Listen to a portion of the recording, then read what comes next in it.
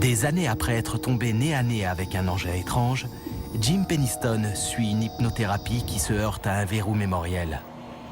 Mais les séances font finalement apparaître qu'il a subi un deuxième interrogatoire, plus musclé, aux mains de l'OSI. Je ne me souvenais pas qu'il m'était arrivé une chose pareille à l'OSI. L'OSI veut en savoir plus sur la nuit du 25 décembre 1980. La seule chose dont je ne pouvais pas me rappeler, c'était les 45 minutes passées en forêt. Sous hypnose, je passais directement à l'arrivée à la tour d'Eastgate. On dirait une écriture, mais illisible.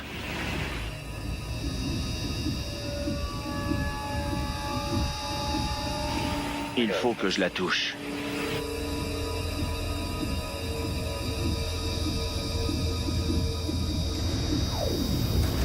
À ce moment-là, que se passe-t-il? Je vois l'engin. Une lumière blanche.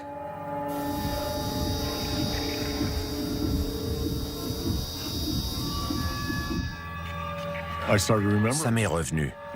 D'abord des petits bouts, puis des plus gros, et finalement l'histoire complète.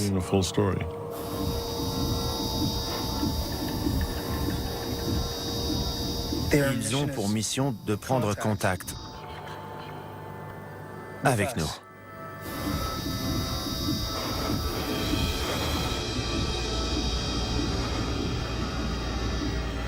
Ils voyagent dans le temps.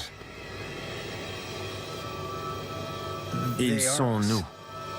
De quelle époque? Du futur.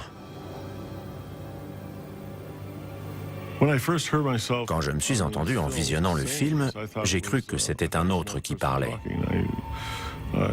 Je n'en revenais pas parce que ce genre de choses me semblait inconcevable. Pour moi, Le Voyage dans le temps, c'était un film sorti en 1960 intitulé « La machine à explorer le temps », d'après H.G. Wells. Voyager dans le temps relève-t-il seulement de la science-fiction? Ronald Mallett a consacré sa carrière à l'étude d'une théorie qui fait polémique. Normalement, le temps s'écoule de manière linéaire, passé, présent, puis avenir. Mais d'après la théorie de la relativité générale d'Einstein, le temps peut être modifié par la gravitation. Plus la gravitation est forte, plus le temps ralentit. On peut considérer les trous noirs comme des machines naturelles, permettant de voyager dans le temps parce qu'ils provoquent une torsion phénoménale de l'espace et donc du temps.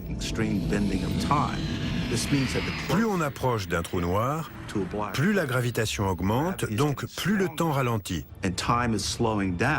Par conséquent, au bord d'un trou noir, le temps est presque à l'arrêt. Si je tords le temps pour obtenir une boucle, je peux aller du passé au présent ou au futur à l'aide de la lumière. En se déplaçant, cette dernière déforme l'espace, ce qui entraîne une déformation du temps. Mais il est impossible de remonter au-delà du moment de la création de l'appareil qui permet de le faire, parce que c'est lui qui crée l'effet recherché. Je ne pensais pas qu'il était possible de voyager dans le temps. Mais je commence à me demander si c'est la seule explication. Sous hypnose, Jim Penniston exhume un autre souvenir. La lumière était constante, puis tout est devenu blanc.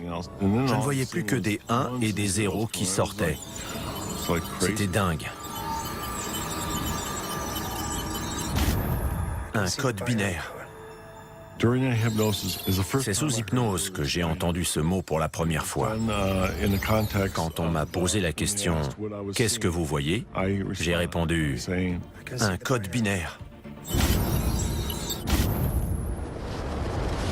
Alexander Furworn est professeur d'informatique. Le binaire est un système qui permet de coder un langage. Les langues que nous parlons sont une sorte de code. On encode des idées sous la forme d'une langue. Le binaire permet de faire la même chose, mais d'une manière différente. On l'utilise fréquemment pour crypter des messages secrets. Au début des années 80, ce code n'était pas très connu. On commençait seulement à l'utiliser de façon commerciale sur le marché américain. Quelque chose me dit qu'en 1980, Jim Penniston n'aurait sûrement pas été capable d'écrire en code binaire. Ce n'est ni un mathématicien, ni un cryptographe. Il ne connaît pas ce code. J'ai gardé le calepin. J'ai toujours été persuadé que ces chiffres avaient un sens. Et j'ai demandé à une entreprise de les analyser. Le problème du binaire, c'est que si on n'a pas la clé pour le décoder, on peut interpréter les 0 et les 1 de nombreuses façons. Si une seule personne les interprète, elle exprime son avis. Mais si 3 personnes qui ne se connaissent pas en donnent la même interprétation, et si ce message a du sens, alors c'est bien un code.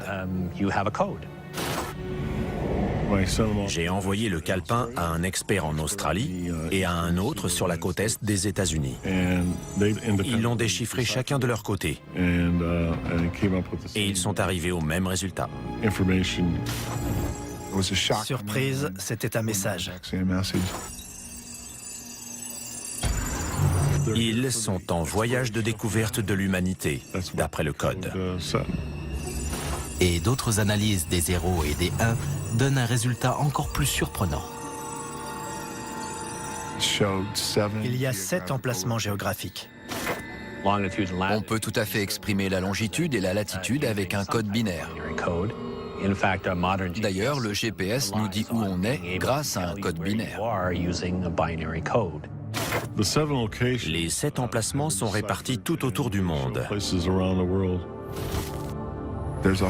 Il y a un endroit dans le sud-ouest des États-Unis, Sedona, un autre en Amérique centrale, près de Belize, un autre en Amérique du Sud, près des géoglyphes de Nazca, un en Grèce, un en Égypte, un dans les montagnes de Chine, Et High Brazil, à l'ouest de la Grande-Bretagne.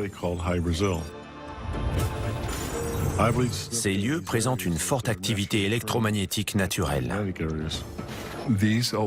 Ces champs électromagnétiques pourraient être des points de passage vers d'autres dimensions. Dans ces endroits, il y a des représentations qui montrent des rencontres avec des choses venues de l'espace. Jim Penniston et John Burroughs sont convaincus d'être entrés en contact avec des voyageurs temporels venus du futur, en forêt de Rendlesham. Mais l'armée de l'air américaine continue de démentir. Je pense que l'armée a conscience que l'incident de cette nuit-là était bien un phénomène de ce genre. La version officielle de l'US Air Force, c'est qu'il ne s'est rien passé dans les bases de Bentwaters et Woodbridge à ces dates-là.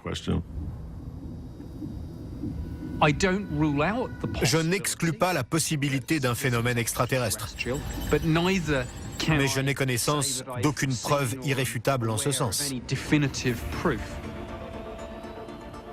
Pour ma part, l'incident reste inexpliqué.